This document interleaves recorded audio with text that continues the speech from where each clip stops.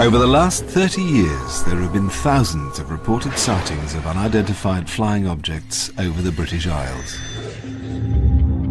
You think I'm bloody daft, but this is a UFO. In the summer of 2008, reports of flying saucers and other crafts were capturing the headlines again. Over the years, numerous eyewitnesses, including military personnel, police officers, and experienced airline pilots have testified to seeing strange lights in the sky and other mysterious phenomena. 12 o'clock. Very bright yellow object. It was nothing like an aeroplane that I'd ever seen before. It's the brightest light I've ever seen in my life. Many of these UFO sightings remain unexplained to this day. But what or who were they? Could they really be evidence of extraterrestrial life? Yeah, it's a strange, small red light. Weird. It's coming this way. It is definitely coming this way. It was just something out of a science fiction film. It was totally unbelievable. Tonight we hear firsthand from those who witnessed them and examine the truth behind some of Britain's most celebrated UFO sightings.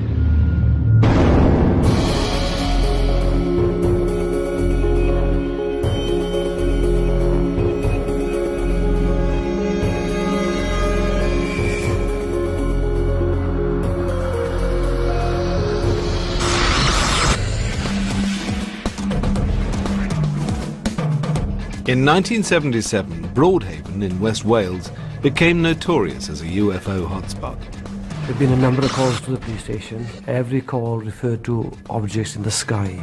Dozens of witnesses claimed to have seen mysterious lights and objects around the village. It was an orange object, which seemed to be split into several, one or two segments. Yeah. The number of sightings left locals shocked. What on earth was that? Experts baffled. We could offer no explanation. And even sparked a Ministry of Defence investigation. The Ministry don't tend to do investigations of UFO sightings. It's extremely unusual. The phenomenon would become known as the Broadhaven Triangle.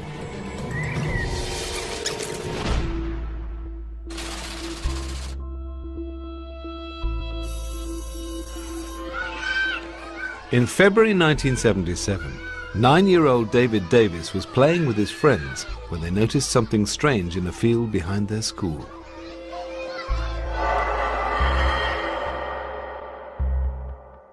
A silver cigar-shaped object, about the size of a bus, popped up from behind some trees as if it was trying to take off.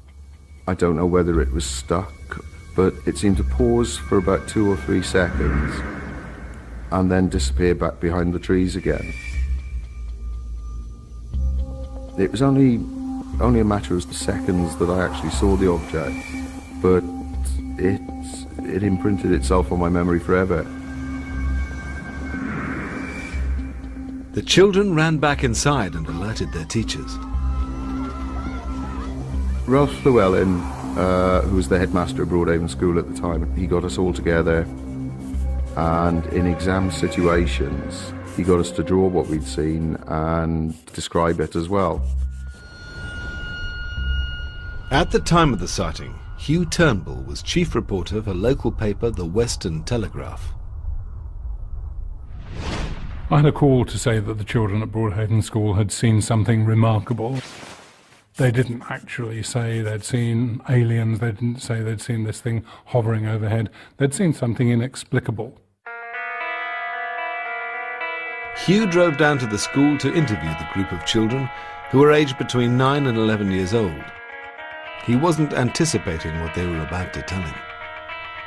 I spoke to the head teacher, Ralph Llewellyn, and he showed me some of the drawings that the children had done. And it was evident that there was some similarity between the drawings. Some were a bit far out, some showed alien figures, some didn't. But in general, they were showing the same sort of object, the same shape of object. And having those pictures made it obviously a very much more exciting story. Initially skeptical about the story, Hugh decided to retrace the children's steps. He asked one of them, David Davis, to take him back to the place where the object had been seen. I took a look around the field. We were looking really for any sign that an object had been there, be it from this planet or another planet. There were no car tyres or tracks or anything, but a telegraph pole cross member had been dislodged and was now sort of sitting at 45 degrees. Their journey took them past the gates of the local sewage works, which lay directly behind the field where the sighting had occurred. Liz Philpott, an administrator at the school at the time, had her own theory as to what the children might have seen. Later in the afternoon, we walked down the lane to the sewerage depot, and there are big wrought iron gates there, so we rattled on those until someone came out, and it was the man in charge. And I asked him in confidence to tell me whether or not his men had driven a tanker down into the field. And he said, absolutely not. No way could we get down there. I think these children, whatever they saw, it was something unusual, and a sewage tanker I don't think would have fitted into that category. Also, it would have been a very difficult place to get a sewage tanker into because it was steep. I think the weather had been wet, so there would have been signs of tyre tracks. Many of us came from farming backgrounds, so we knew it wasn't anything agricultural. Persuaded by the children's testimony, Hugh decided to run the story. I think I recognised immediately that this was a much bigger story than we'd had previously about UFOs. I don't think I realised how the story would take off and that it would become a major international news event in the way that it did.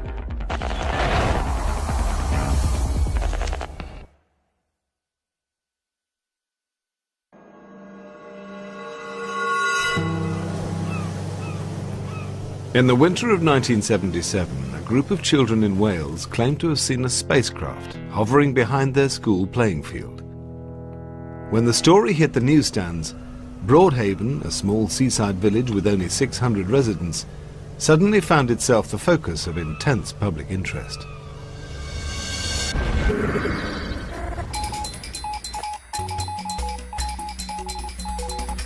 An investigation has begun into a claim that something strange came out of the skies and landed in the Welsh village of Broadhaven near Haverfordwest. Whatever it was spotted by children from the local school.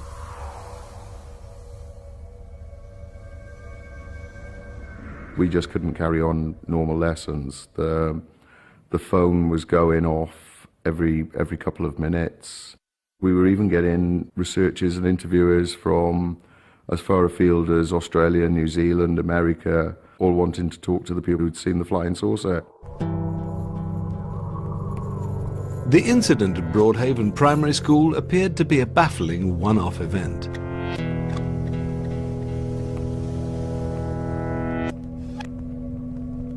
Until reports of other strange sightings began to surface. 5 miles from Broadhaven in the village of Herbranston, Maureen Dieter also witnessed something for which she had no rational explanation. I was out one day during the week having a bit of fresh air at night, and I happened to look up in the sky and I saw this cylindrical object with lights on it, and it was going very fast. So it was only a question of really seconds that I actually saw it. And I thought, what's that? I couldn't believe my eyes. The village of Littlehaven lies 1 mile down the coast from Broadhaven. Local resident Dorothy Cale was setting off from home one evening when she too observed something strange. We went out from our house, which was on the cliff top at Littlehaven, and there were some flashes, very, very bright flashes, which lit up the whole village. All of a sudden, there was a very strong light. The driver put her foot hard on the brake quickly. There was the brightest light I've ever seen in my life, and it appeared to be inside a glass dome. Well, it took our breath away, really. We all of us looked at it. Nobody said a word. This was a strange thing. None of us said a word, and then all of a sudden, we didn't see it lift up or go anywhere. It was just gone. It flashed, and it was gone. And our driver said, "What on earth was that?" The light resembled nothing Dorothy had ever seen before. But astronomer Ian Ridpath has been investigating UFO sightings for over 20 years. He believes there's usually a very straightforward explanation for such strange lights in the sky. People in general don't know the sky very well, the night sky, and people can very easily be fooled by the sight of a bright star or planet, particularly when it's low down and particularly when it's twinkling. And at night there is really no way to estimate the size and distance of an object, and people can think that something is actually much closer to them than really it is. Whatever the cause, the sightings in the area continued. Like the incident at the primary school, some involved more than one eyewitness. Stephen Bamford and Robert Best were returning home to Broadhaven after a night out when they noticed something unusual out at sea. We probably saw the people before we saw the object. Yeah, we wondered what they were all looking at. Yeah. We assumed it was probably the cliff was on fire. It did look like a fire, but it was obviously out to sea, and it moved from right to left. It was an orange object, which seemed to be split into several... one or two segments. Yeah. And then we thought we'd be brave and drive out there, or drive in the general direction to see if we could sort of find whatever it was. And then as it moved across, or they moved across, they just shrunk and disappeared. Diminished on itself. Yeah. The men could think of no obvious explanation for what they'd seen. I thought it might have been a harvest moon or something at first. I thought, you don't get a harvest moon at 1:30 in the morning. If it had been a ship or something like that, it couldn't have been in front of the cliffs at one moment and behind the cliffs at the next. So it was a very strange anomaly, and that's why everybody was stood out here watching it. Psychologist Chris French has made a study of the reliability of such eyewitness testimony. Now, situations where we've actually got evidence from multiple witnesses, and that evidence seems to be telling pretty much the same story, everybody is saying the same thing, then we're quite likely to give that kind of evidence much more weight than single uncorroborated testimony. But one thing we should bear in mind is that when people see something unusual, such as a possible UFO sighting, then they will actually discuss what they've seen with each other. And we've got lots of good experimental evidence to show that one person's account of what they've seen can actually influence another. But with the sightings continuing to flood in, many were convinced that something strange was happening in Broadhaven. By now the police were being drawn into the mystery. There have been a number of calls to the police station. Every call referred to objects in the sky, and always some distance away, travelling in a particular direction, and then just disappearing into thin air. People were ringing in and writing letters all the time. The ones that I was more convinced about were the ones who said, well, I'd rather you didn't use my name, but I saw this. It was really the start of what they call the Broadhaven Triangle.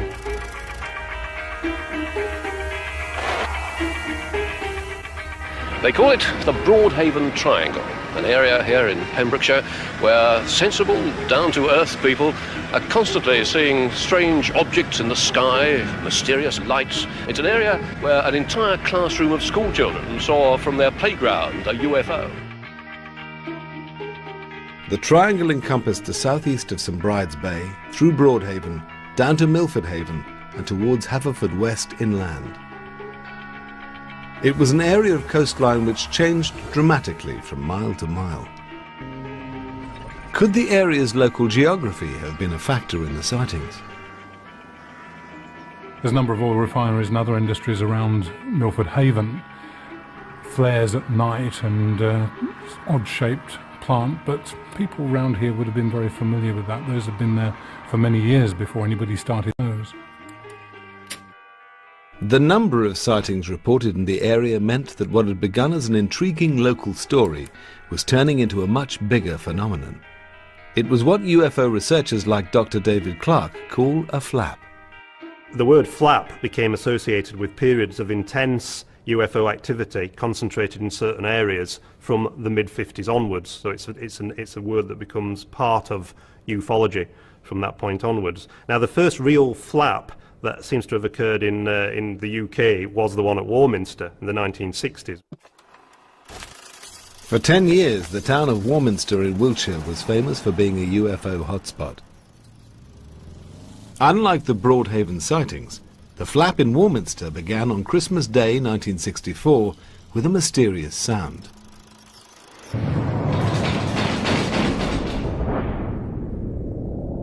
People were reporting hammering noises, things shaking the roofs of their houses, machinery type noises going overhead, and when they came out and had a look, nothing was wrong. By May 1965, reports of lights in the sky had begun to surface. Local journalist Arthur Shuttlewood connected the lights and sounds, and the Warminster Thing was born. He was writing for the local newspaper and he got more and more obsessed with this and went out skywatching himself. The more he wrote about it, the more the story became part of local legend, and lots of other people then started saying they'd seen things. It was the sheer number of sightings that made Warminster unique. We are stood here on Cradle Hill, which was the main skywatching location. And every weekend, every Saturday throughout the 60s and the 70s, there could be up to 50 or 60 people up here observing and watching for the thing. Kevin Goodman was one of those who took to the hills, travelling to Warminster to investigate the phenomenon. It was very much a communal thing.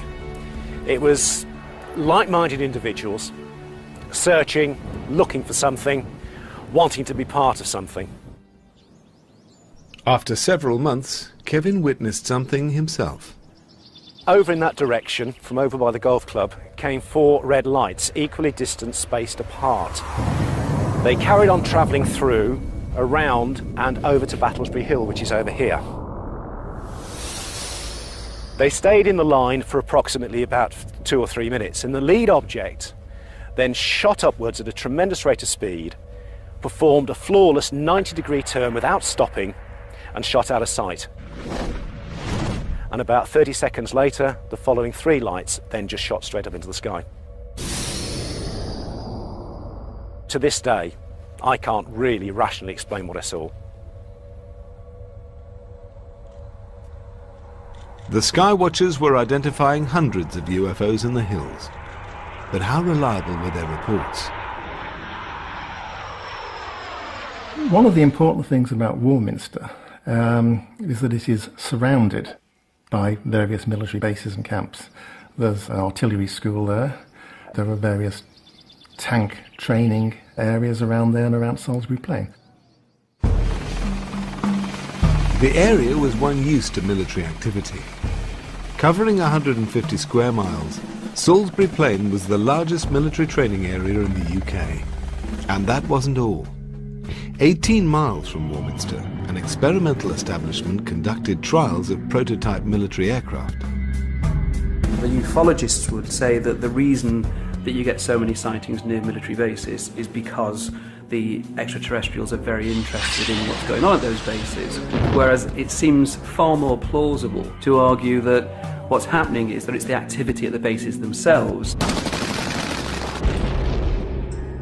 Like Warminster, Broadhaven was also surrounded by military bases. Close to the village was RAF Brawdy, a base for search and rescue helicopters and a training station for military pilots. Could it have been that it was simply RAF activity that was responsible for the Broadhaven sightings?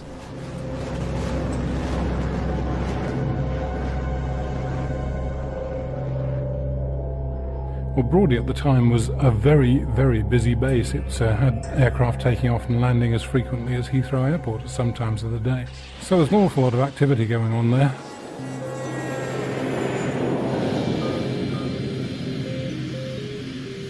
As RAF Broady's community relations officer at the time, squadron leader Tony Cowan found himself fielding calls from anxious locals who'd seen things around Broadhaven they couldn't explain. We had a look at the flying programme, which was easily accessed, and see if we could relate the time of the incident or the reporting to the time of activity that was taking place at our airfield or indeed in our area. Sometimes the answer was obvious. Apart from the training of the jet pilots, there would have been exercises involving our local search and rescue helicopter unit, the local lifeboat stations and the Coast Guard as well. I can remember at least on one occasion it was quite a big exercise involving all those people plus a Nimrod patrol aircraft to carry out a search, and it did take place at night, and the Nimrod was dropping flares to illuminate the area so that the lifeboat could spot the target. But Dorothy Cale, who'd witnessed strange lights near her home in Littlehaven, wasn't convinced this was the explanation. We could see Brodie Airfield quite clearly, so we were very well used to seeing all sorts of lights and flares and things like that. It was nothing like anything we had seen out to sea or across the airfield. And RAF flight records didn't always prove conclusive. On some occasions we were able to explain by relating the time and the date to known air activity. On other occasions we could offer no explanation. I think to the people that saw something, they will always remain a mystery. RAF engineer Gordon Bowden was stationed at Brodie in the late 1970s. Years of experience had taught him that military activity could often be misidentified. Helicopter beams, searchlight patterns can appear very strange depending on the compass direction that the helicopter is operating from and the search pattern that the helicopter is conducting. And to the untrained eye, you'll get a visual which will look like a ball of light, and then if it moves a different pattern, you'll get the beam. But not all the UFO sightings around Broadhaven were witnessed by untrained civilians. Gordon also witnessed them himself. On 2 occasions at Broadhaven, I did see strange lights out at sea. These lights that I saw accelerated with such phenomenal speed. I cannot explain what they were, but my military training would have said we had no aircraft at that time that could have travelled that fast and changed direction so quickly, because it would have killed the pilots. If flight activity at the RAF base couldn't explain all the Broadhaven sightings, then what could?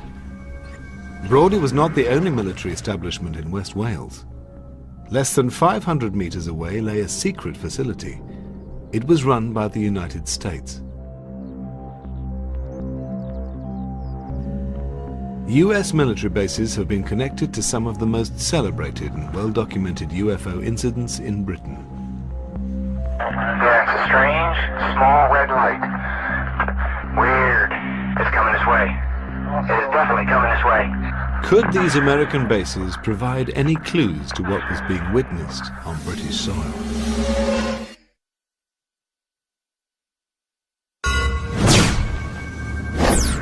In 1977, the village of Broadhaven in Wales became infamous for a series of supposed UFO sightings. Why were so many people reporting mysterious lights and objects in the area? With the RAF and local police unable to explain all the sightings, attention turned to the secret US base that lay 10 miles from the village. A seemingly innocent research establishment, the base became the focus of local speculation. It was a top-secret establishment, and those people that worked within the facility were very strict with their security codes. They were very hush-hush about what was going on there, and if you rang them up, somebody would say, US Navy Brody, this is not a secure line. Why were they worried about secure lines if it was just an oceanographic research establishment?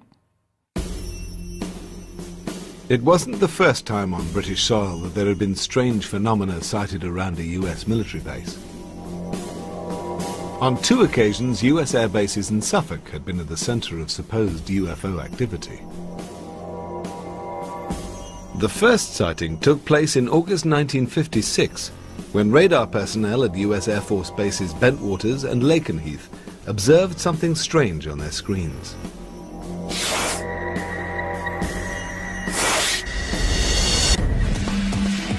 The Lakenheath incident caused all kinds of concern on both sides of the Atlantic. The Americans alerted the Royal Air Force.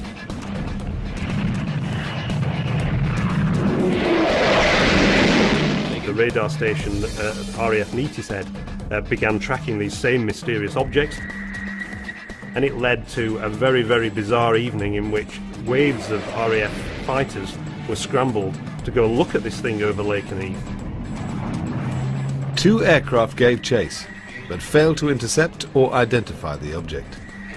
Running low on fuel, they returned to base and the object disappeared from radar screens.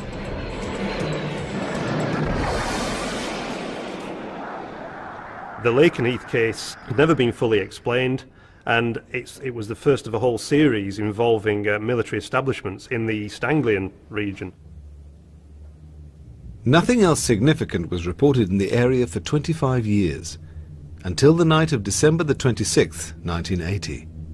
Local garage owner Jerry Harris lived next to the joint US Air Force bases of Woodbridge and Bentwaters. He was returning home when he noticed some peculiar lights above him. My wife turned to me and said, "They're helicopters." So I said, "No, they're not." I said, "Because they're helicopters, they're going to crash into the trees." The lights were hovering above Rendlesham Forest, which lay between the bases. What no one realised at the time was that this was to become one of the UK's most iconic UFO encounters. And they kept moving about. They went sort of downwards and then disappeared. All of a sudden this thing came out of the trees. When it got to the top of the trees, it took off and flew up into the sky, straight as an arrow, and disappeared out of sight, and I couldn't see it anymore. Jerry decided to investigate the mysterious lights. I went round in my van to have a look, and I was stopped going into the forest by an English policeman and a military policeman. They're both together, and they said I couldn't go through the forest, so I had to turn around and come back. Jerry put the sighting out of his mind, and the Rendlesham incident seemed forgotten. Then, 2 years later, the story resurfaced after an anonymous tip-off to a national newspaper. It was in 1983 that the story first broke and became headline news. The News of the World got hold of this story and put it on the front page. A UFO lands in Suffolk, and that's official. This blew the story wide open. Nick Pope used to run the British government's UFO desk at the Ministry of Defence and has investigated the Rendlesham Forest incident. With Rendlesham, what you had was a report from the deputy base commander of one of NATO's most important military establishments. And here he was saying not only had some of his personnel witnessed a UFO, but he'd seen it too. Colonel Holt is probably the most senior military officer ever to have gone on the record with a first-person written account of a personal UFO sighting. With the story now out in the open, an extraordinary piece of evidence was released by an officer from the Woodbridge base. A tape recording of Colonel Holt's investigation. Colonel Holt took a small team of men out into the forest to investigate, and he recorded his observations as he went out into the forest. Where? Through the head off my flash back there. There it is. Hey, I see it too. What is it? We don't know, sir. So can I get some of it on mine? Yeah, it's a strange, small red light. Weird. It's coming this way. It is definitely coming. Pieces of it are shooting off. There is no doubt about it. This is weird. You can hear the tension in Colonel Holt's voice. You can hear the tension actually in all of Holt's team. Okay, we're looking at the thing. It looks like an eye winking at you. It sort of has a hollow center, a dark center. It's like the pupil of an eye looking at you and winking. This is unreal. We're turning around, heading back toward the base. These are not people who mistake aircraft lights for something more exotic. When these people say, and go on the record as saying, we experienced something above and beyond anything we've ever seen before, you can take that to the bank. A UFO sighting made by several credible military witnesses made the Rendlesham story unique. Astronomer Ian Ridpath has investigated a number of UFO cases and was keen to get to the bottom of the airman sighting. When the Rendlesham Forest case hit the headlines in 1983, I realised that I actually had to take this case seriously because it had apparently very good evidence. But conversations with locals soon convinced him that the Rendlesham case was not all it had first appeared. From the position in the forest where they saw their flashing UFO, you can actually see straight to the Orford Nest lighthouse, which appears to hover between the trees, not very far off the ground. And as you move towards it, between the trees, the light seems to recede in front of you, which is exactly the effect that the airmen reported as they moved towards this flashing light, but they never actually got to it because it got further and further away. I've been to Rendlesham Forest at night, and anyone who's been to Rendlesham Forest at night and has seen the lighthouse will realise that it's a tiny pinprick of light in the distant horizon. There's no way that Holt and his team could have misidentified that for something more spectacular.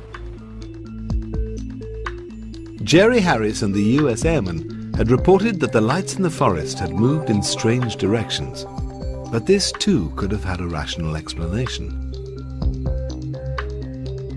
I knew from experience that bright meteors or fireballs, which are natural pieces of debris from space burning up in the atmosphere, can give the impression that something has come down quite nearby. I was able to find from the British Astronomical Association that indeed a bright fireball had been seen at that same time that the men had seen something apparently descending into the forest. Ian Ridpath's evidence suggested that the UFO was nothing more than a combination of unusual but naturally occurring phenomena. It appears to be an absolutely superb, almost inexplicable case, but when you look at each of those aspects individually, there is a rational explanation for each of them. But this conclusion didn't satisfy everyone. If the lights did have a rational explanation, why were the Americans so reluctant to discuss it? All the Americans I knew from the base, and none of them would talk about it at all. They weren't allowed.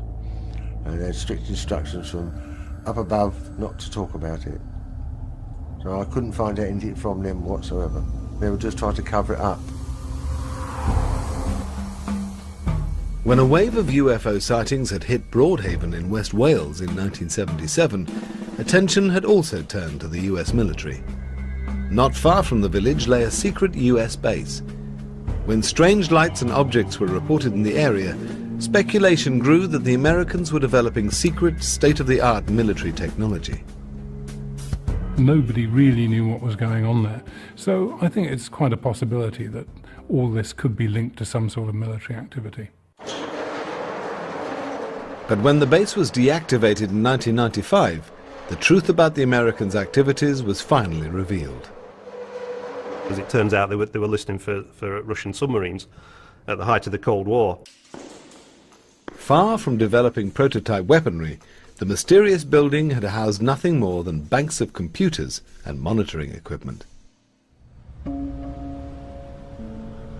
This revelation put paid to the theory that the mysterious lights in Broadhaven had come from the secret US base. But the sightings were about to take a bizarre new turn, with accounts of more than just unexplained lights in the sky.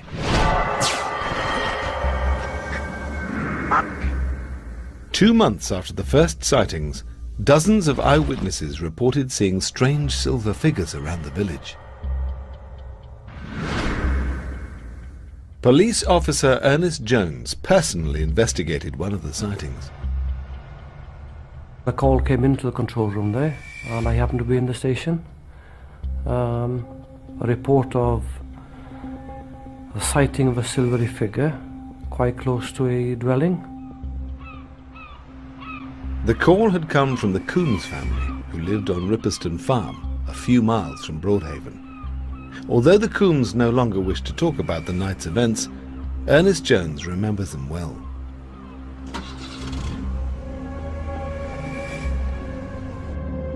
So here I was going to a farm on a dark night, in the middle of the night, not knowing exactly what to expect, but expecting to get close to something that nobody knew nothing about. So a few things were going through my mind.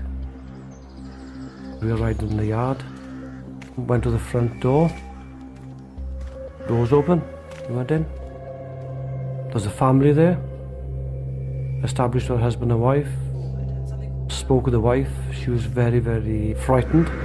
Got over her eyes, she saw a silvery figure moving about very close to the window. Her husband, he turned round and saw this figure very close by the window outside, where he'd been sitting. He was really frightened as well. And we're not talking here of a softy man working 9 till 5 in an office. We're talking of a man and quite used to going out of the house all times of day and night, checking on cattle. No way would he come out of the house with us. No way.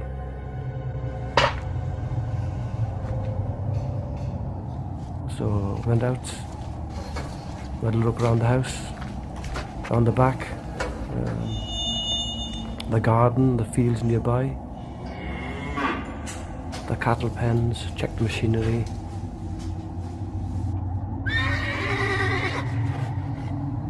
With the silver figure nowhere to be seen, P.C. Jones returned to the house and made arrangements to evacuate the family. From the condition they were in that night, especially Mrs. Coombs, she didn't feel safe, and she didn't feel the house was safe for the family. The Ripperston Farm incident was not an isolated one-off. Reported sightings of strange silver figures were taking place all over the area. With the mystery deepening, the investigation would now step up to a new level.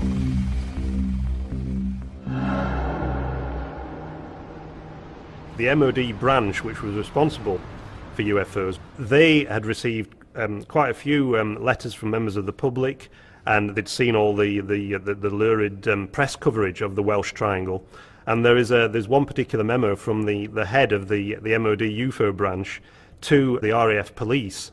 There's a lot of concern in West Wales. Something's obviously been seen. Some of these witnesses are quite level-headed, reliable people. Could you make some discreet inquiries into what's been seen there? The very fact that the military were interested was very, very unusual, because the ministry don't tend to do field investigations of UFO sightings. It's extremely unusual. The Broadhaven Triangle was now being taken seriously at the highest level, and an MOD investigation was underway. Its conclusions would be completely unexpected.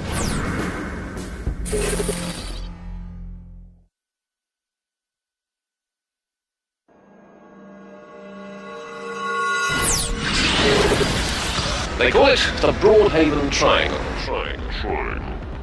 In 1977, Broadhaven in West Wales became known as a hotspot of UFO activity. Claims of lights, strange objects, and even silver figures were being made by dozens of local witnesses. 6 months into the sightings, the MOD decided to launch an investigation.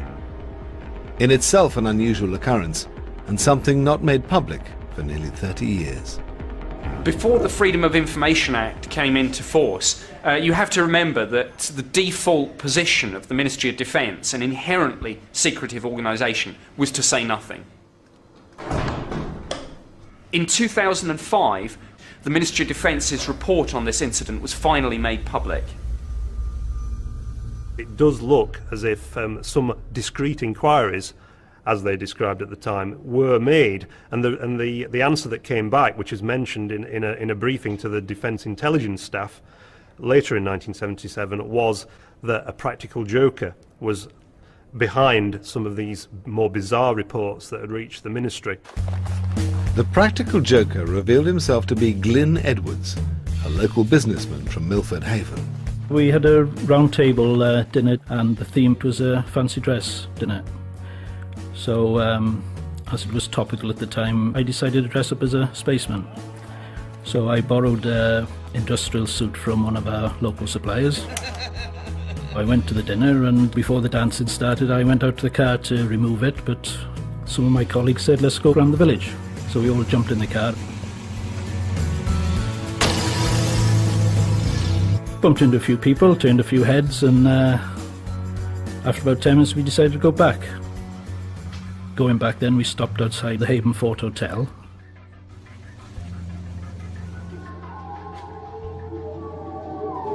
I started walking up the drive in this silver spacesuit, and they had the headlights of the car behind me, so I was silhouetted going up the drive of the hotel.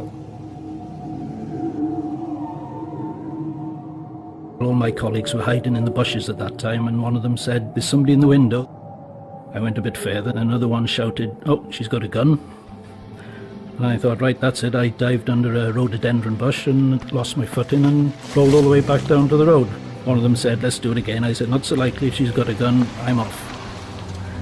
So then we went back to the hotel, changed out the suit, and we just carried on with the dinner. With such an obvious explanation for the Little Haven sightings, why were so many people willing to believe they'd witnessed something extraterrestrial? We know that eyewitness testimony can be very, very fallible. People genuinely and sincerely believe that they've seen something that day which defies any conventional explanation, but the evidence from psychological studies would suggest that we should actually take those accounts with a pinch of salt. But the hoaxer has always denied responsibility for one sighting, at Ripperston Farm. P.C. Jones, who investigated the incident, has kept an open mind. I can't help thinking of the state they were in that night. There was something certainly out of the ordinary that frightened that family. As 1977 drew to a close, the number of UFO sightings in the area began to decline, and the unusual events were consigned to memory. Given the large number of people who saw it and the number of pretty intelligent people who came forward and said they'd seen something, I think most people think there must have been something behind it.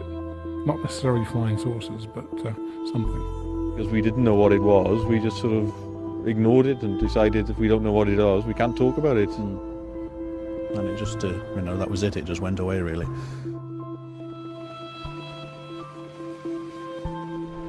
For many who witnessed the Broadhaven phenomenon, it remains something that they find difficult to explain.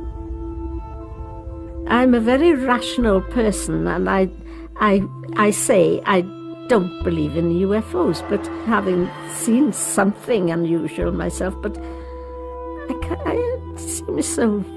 it seems ridiculous to me, really, to think there's something from outer space that's come down and settled in Little Haven. There's no physical evidence, there's no photographic evidence, and that's a great shame, because I think most people have an open mind about the whole business, and I think if you look into a night sky, you must believe that there must be something else out there. What it is, I don't know. I'm absolutely sure of what I saw that day. I saw an object that was large, cigar-shaped, silver. After 30 years, I'm no nearer the understanding than I was on the day that I saw it. But I am 100% sure that what I saw that day is as we reported it.